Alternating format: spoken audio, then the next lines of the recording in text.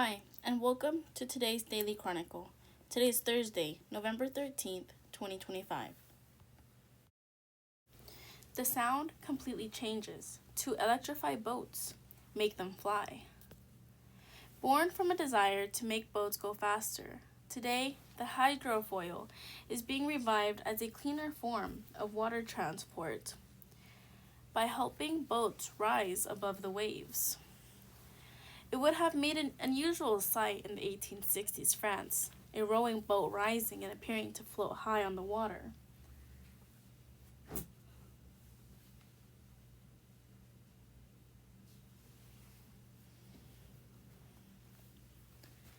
A series of wedges helping to raise its hull upwards and its occupant pulled hard on the oars. It's not known if this hydrofoil boat was ever built by a Parisian inventor, Emmanuel Denis Farcot, who filed the first patent for a vessel of this kind in 1869.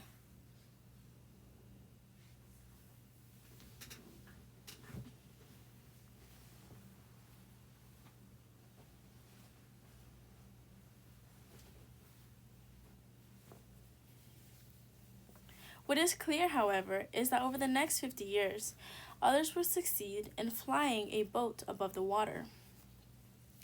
Italian inventor Enrico Forlanini floated a working hydrofoil boat on Lake Maggiore in the Italian Alps in 1906. Scottish Alexander Graham Bell, who invented the telephone, also developed several hydrofoil techniques in his quest to design an early airplane. Bell's fourth hydrofoil vessel, known as HD4, was clocked traveling at more than 70 miles per hour, which broke a world speed record for watercraft, and held onto the title for a decade.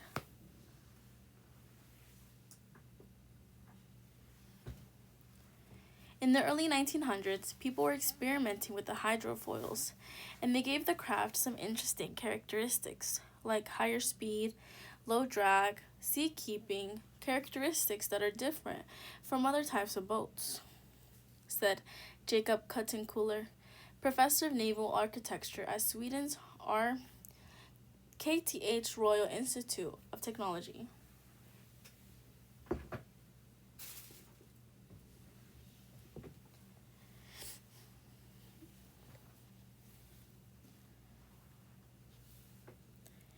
Enrico Forlani, pictured here in 1911, tested his early hydrofoil on Italy's lake. In the 1960s, there was another boom in interest in hydrofoils, making use of some of these characteristics discovered earlier in the century. People wanted to go faster.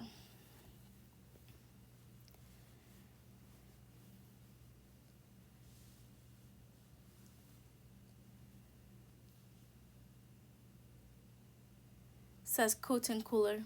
Now the hydrofoil is seeing another resurgence, this time for its potential to reduce emissions from small boats such as ferries. Today, the driving force for a going hydrofoil is electrification, says Kuttenkeuler.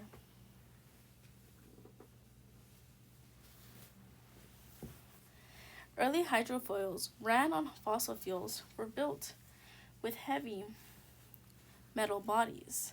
Their double-edged V-shaped foils allowed them to move much faster than traditional hulls, but still caused considerable drag.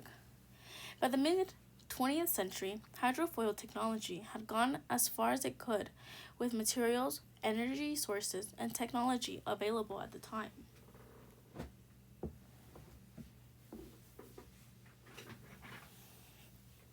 But hydrofoils have had a modern comeback of sorts.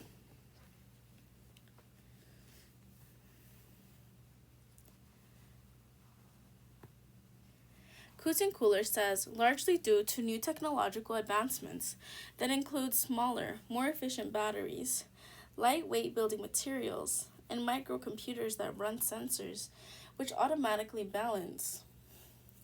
Hydrofoils allowing the newer style to replace the clunky, self-adjusting V-shaped foils in a streamlined single foil that raises the boat's hull fully into the air. Cooler, who invented the E-foil, a board attached to a hydrofoil that people can ride smoothly on top of water, is optimistic about the potential uses for the hydrofoil. Today, you can see sports enthusiasts and billionaires like Meta's Mark Zuckerberg cruising around a commercialized version.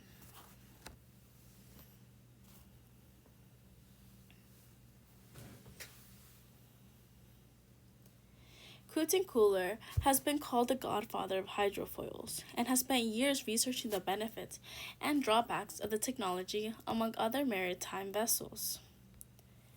But the hydrofoil is not just changing water sports. It is also capable of raising entire ferries out of the water in an effort to significantly reduce their emissions.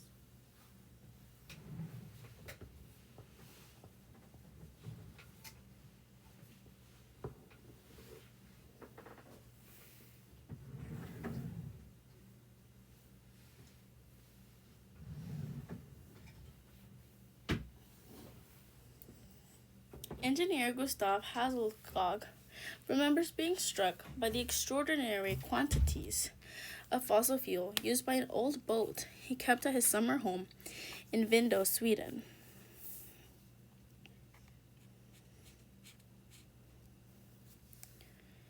He calculated the boat was consuming around 15 times more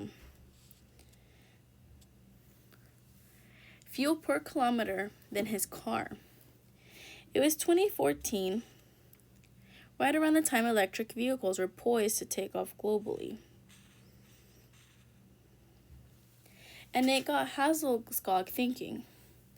Nobody has done anything seriously, really, on electrifying boats, says Hasselskog. And so I start to look into what can be done. The problem with electric vessels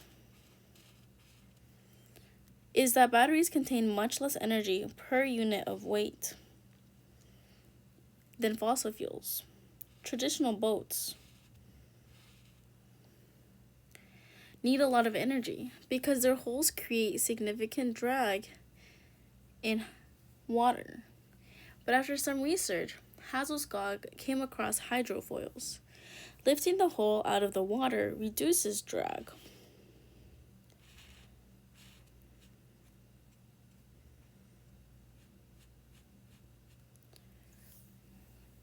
And cuts the energy required to propel the vessel forward.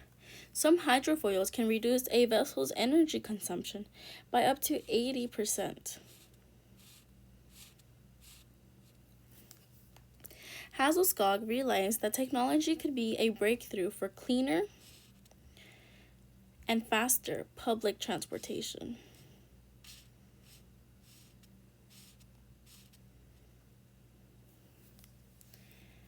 That same year, in 2014, he founded the company Candela, which this past summer chartered its first trial of all-electric hydrofoil ferries in Stockholm.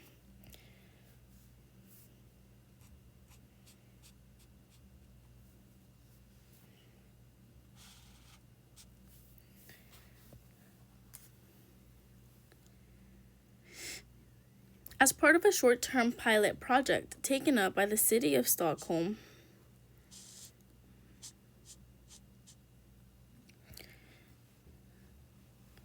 permanently, Hasselskog hopes Candela could eventually replace traditional ferries.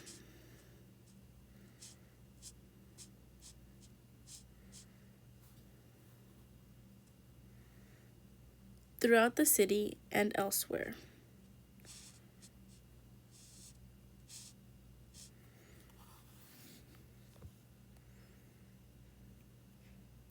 Alongside lower emissions and higher speeds, electrified hydrofoils create very little wake and don't rise and fall with the waves in the same way as a conventional boat, meaning no seasickness.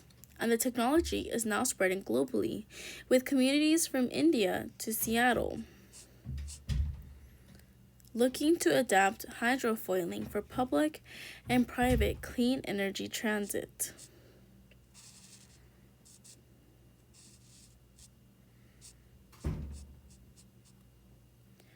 Sporting chances. Hydrofoiling recent popularity owes much to competitive sports.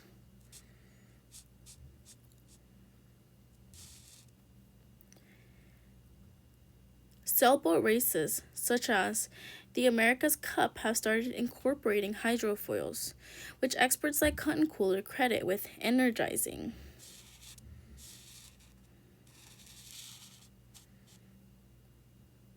The technology's resurgence. In the 2024 Paris Olympic Games, hydrofoils were used in windsurfing and kitesurfing events. Laura Marimon Giovannetti, a senior researcher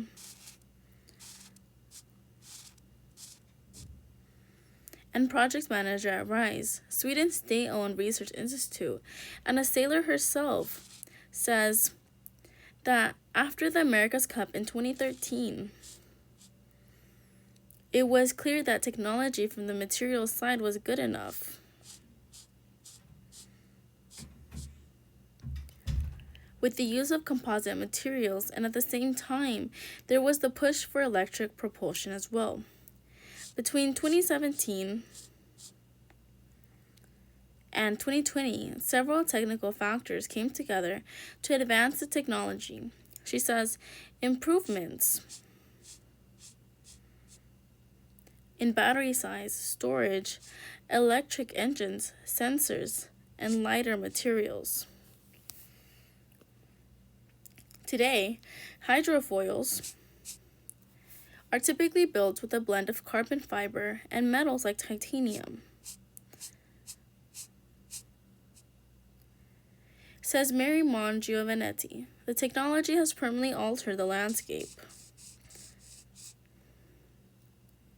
for sailing because the speeds the boats can get up to. In Marimon, Giovannetti says, for her, it's hard to go back. There's a reason she points out that engineers say the boats fly on water. The hydrofoil serves as a similar function in water as an aerofoil does in air. Literally, their wings underwater, says Marimon Giovannetti of the craft. When you suddenly foil, it becomes completely silent. The sound completely changes. If you hear any sound, it's more of a whistle that comes from the foils themselves being fast in the water.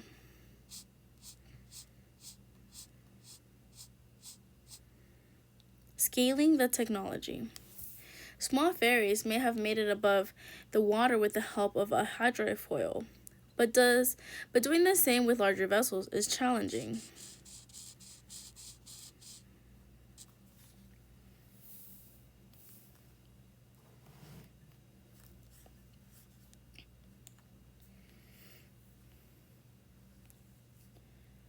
In order to reach top speed and be the most energy efficient, hydrofoil vessels must stay smaller, both in size and weight.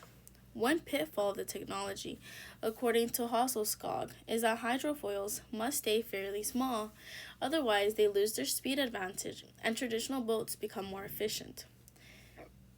They also can't go long distances without being charged. Another risk is encountering a solid underwater object. Some hydrofoils have been designed with sensors that can tell if the boat is approaching something it could hit, like a log or a sea lion. Despite the drawbacks, the vessels are seeing uptake. Hasselskog says Candela has already sold 11 ferries to private operator Jal Vimana in Mumbai, India, where it is hoped they will significantly cut travel times on several routes.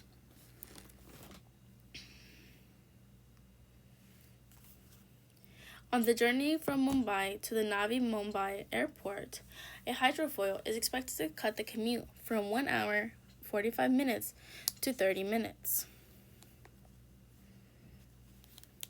The first vessel is expected to begin operation in 2026.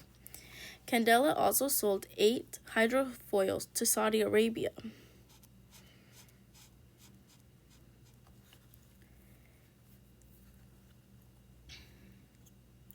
For use in the Red Sea for development of its planned linear city called The Line. The company recently sold 14 ferries to touristic resorts in the Maldives and Belize.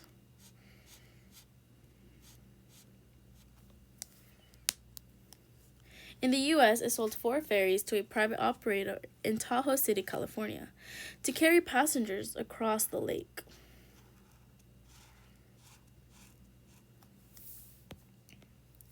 Separately, Kitsap, a country just outside Seattle, Washington, recently put out bids to build a prototype hydrofoil that could carry 150 passengers and run down a round-trip commuter ferry route in the city's downtown, about 12 miles.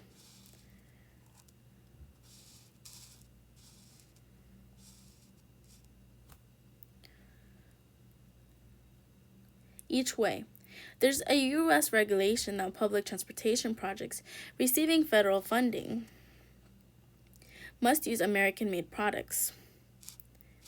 Kitsap received $372,900 and $372,910 federal grant in 2021 to research the feasibility of developing an all-electric hydrofoil that could carry 150 passengers and cause little wake. It received another grant from the Department of Commerce in 2024 for $1.2 million.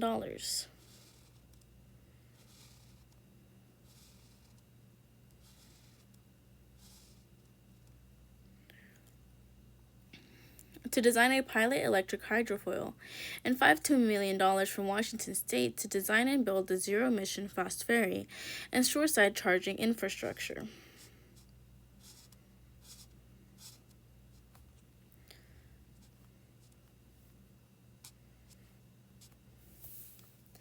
Part of the design criteria was building a vessel that could absorb or avoid hits to floating logs in the Puget Sound. According to Kitsap Transit Executive Director John Clausen, he says,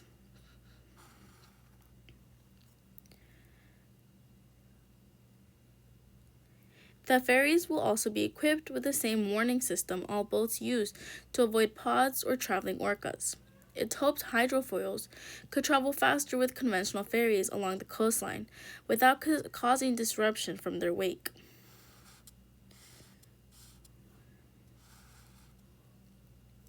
The route is expected to take 30 minutes, down from the hour it takes to ride on the traditional car-carrying ferries.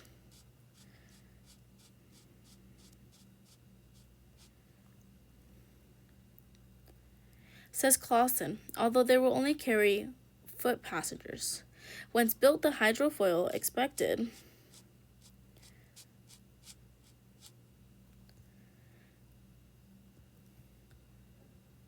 to take 20 minutes to recharge. It's not yet determined when the ferries could be used publicly. We do have the occasional naysayers that don't understand the technology, or they bring up issues about what's going to happen if you get a log and that sort of thing. But generally, the community has been very supportive, says Clausen. In Stockholm, Hasselskog has so far focused on a specific 2-hour route from Akero, an idyllic suburb west of Stockholm, to Stockholm City Hall, a 12-mile route.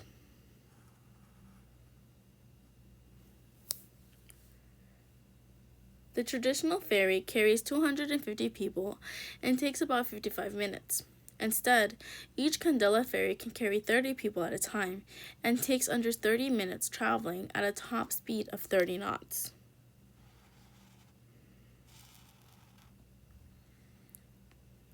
He estimated that by instead of running 3 Candela ferries and increasing departures per day from 9 to 23, they would be able to shuttle 50% more commuters. The technology's main limitation, Hazegog says, is that the ferries can't travel more than 40 nautical miles, and their batteries take about an hour to charge.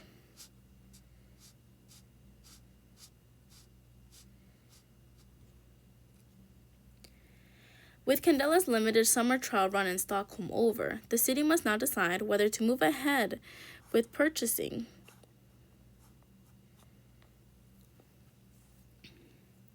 the hydrofoil ferries and incorporating them into their working fleet. Candela estimates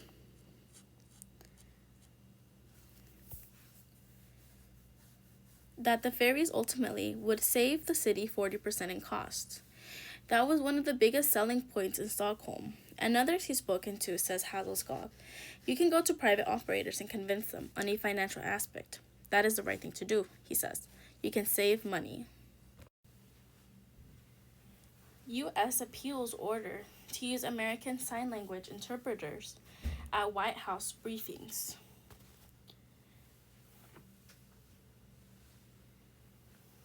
The Department of Justice is appealing a federal judge's order requiring the White House to immediately begin providing American Sign Language ASL interpretation in its press briefings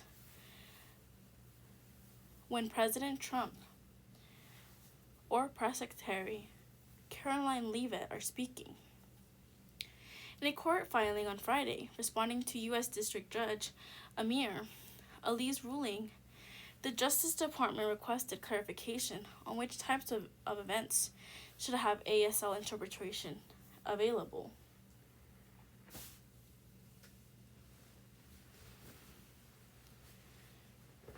The DOJ said it believes the services should be limited to regularly scheduled briefings and not other events where the president takes questions from the press. It notified the U.S. District Court for the District of Columbia that while the White House current vendor agreement for ASL interpretive services requires 24 hours notice.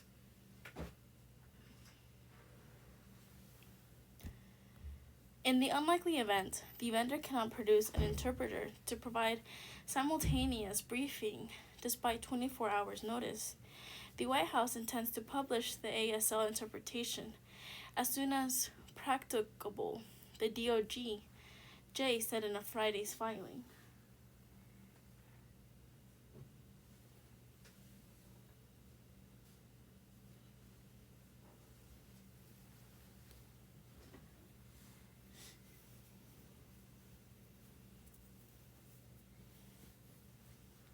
The department said the White House is working to establish a publicly accessible channel showing ASL interpretation that would be provided simultaneously with every press briefing subject to the injunction.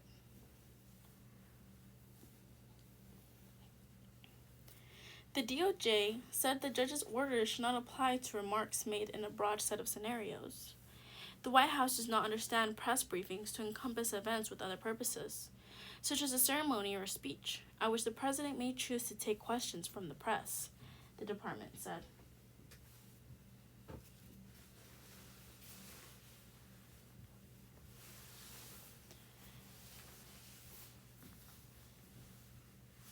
Ali issued the preliminary injunction on November 4th and ordered the Trump administration to update the court on compliance by last Friday. White House press briefings engage the American people on important issues affecting their daily lives. In recent months, war, the economy, and healthcare, and in most recent years, a global pandemic, Ali wrote in the order. The exclusion of deaf Americans from that programming, in addition to likely violating the Rehabilitation Act, is clear and present harm, and the court cannot meaningfully remedy after the fact.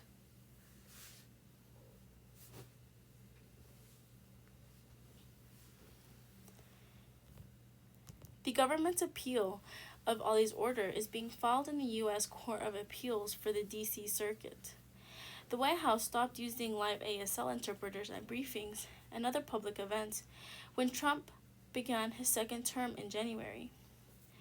The National Association of the Deaf and two deaf men filed the lawsuit against Trump and Leavitt in May. The suit also names White House Chief of Staff Susie Wiles, along with the offices for President and Vice President. It alleges the White House failure to provide ASL violates Section 504 of the Rehabilitation Act of 1973. The law prohibits discrimination against people with disabilities in programs conducted by the federal government.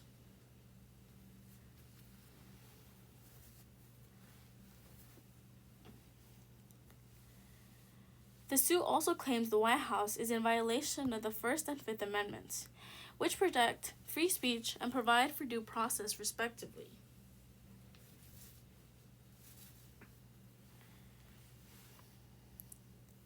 In a new filing on Monday, the NAD told the court the White House has failed to comply with its order and argued the injunction covers all publicly announced press briefings, including those scheduled with less than 24-hour notice.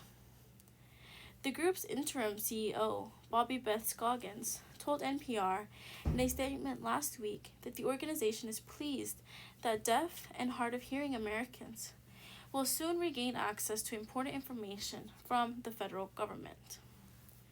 American Sign Language and accurate captioning are both essential to ensuring full and equal access to information, Scoggins said.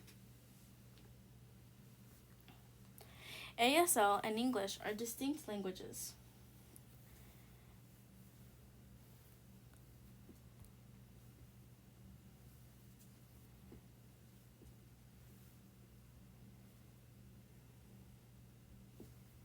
And captions alone cannot meet the needs of everyone in our community. The court's ruling affirms what we have long known.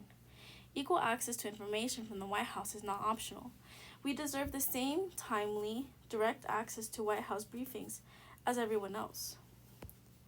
Ali's order specifies that the ASL interpretation must be visible and signed by a qualified interpreter. He was not persuaded by White House arguments that it does provide closed captioning. The defendants correctly know that the plaintiffs are entitled only to reasonable accommodation, but it is not reasonable. Indeed, it can hardly be called an accommodation at all. To transcribe press briefings into a language that Ford and many NAD members do not know, Ali said in his opinion.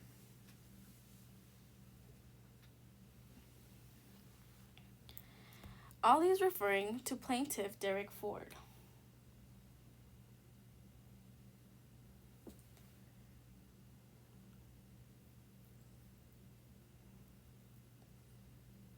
According to the NAD, hundreds of thousands of people in the U.S. communicate mainly in ASL, and many deaf and hard of hearing people do not know English. ASL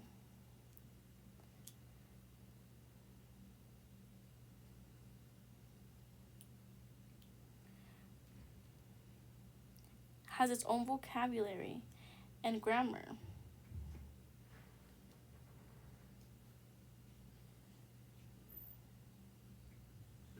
That is different from English.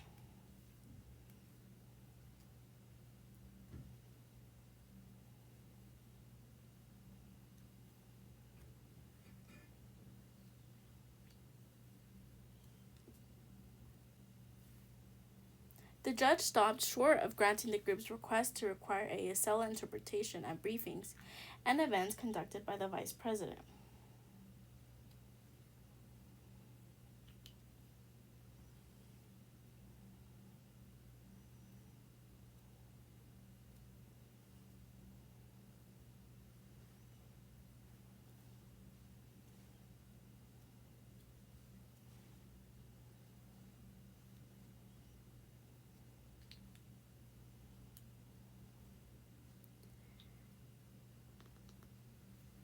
First Lady and Second Lady Ollie also declined at this time to require that interpretation be provided to news networks and uploaded to the White House website and social media pages. Scoggins say the NAD will continue to vigorously pursue all relief sought in its lawsuit. The preliminary injunction is intended to give temporary relief sought in its lawsuit. The preliminary injunction is intended to give temporary relief to the group and the plaintiffs as the case plays out in the legal system.